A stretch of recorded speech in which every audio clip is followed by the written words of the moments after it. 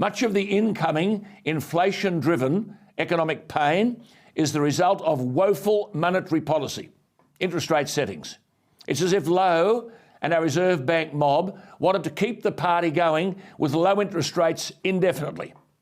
We have a central bank, the Reserve Bank, whose mandate above all else is to secure the stability of the financial system. It is not their business to be arguing about climate change or equality.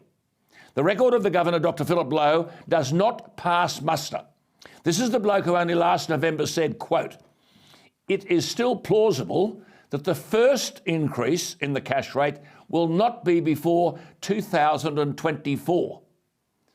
Unquote. He said last November, which is barely 7 months ago, "I find it difficult to understand why rate rises are being priced in the next year or in early 2023, unquote.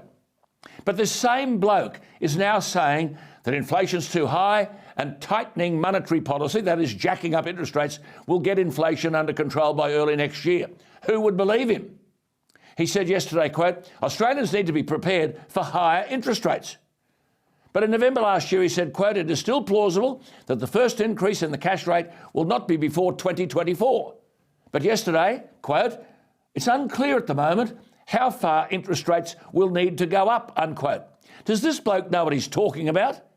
Yet Lowe said yesterday he expects the economy, quote, "to grow pretty strongly over the next 6 to 12 months, quote, "People can be confident that the jobs will be there and that in this environment people will keep spending," unquote. Well, that's all well and good, but we wouldn't be where we are today if this bloke hadn't mistakenly argued late last year.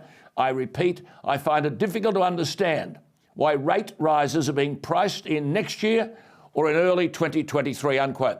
Yet this bloke is saying yesterday that inflation's too high, monetary policy will have to be tightened to get it under control, that is, interest rates will have to go up, but it is unclear, he said, at the moment, how far interest rates will need to go, unquote. But Australians need to be prepared for higher interest rates. Let me say what I've said many times.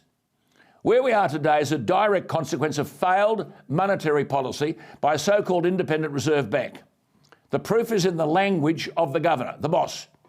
If the new Treasurer, Jim Chalmers, is fair dinkum about a review of the Reserve Bank, long overdue, and the first in 30 years, now is the time to pull it on, right now. The way monetary policy has been conducted in this country, that is interest rates, in the last 12 months, the way that policy has been conducted and the extent to which the borrowing public have been rankly deceived by Lowe and the Reserve Bank, all of that is nothing more than a disgrace. The new government needs to take out a very big stick.